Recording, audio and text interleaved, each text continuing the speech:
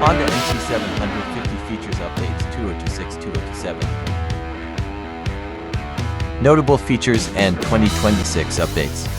Braking upgrade.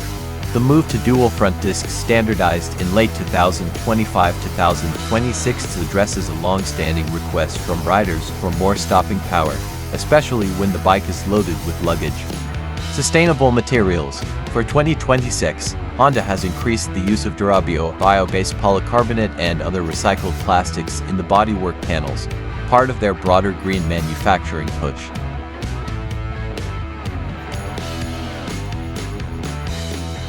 Evolved DCT. The dual-clutch transmission has been further refined for smoother low-speed maneuvers, reducing the jerky feel sometimes associated with stop-and-go traffic.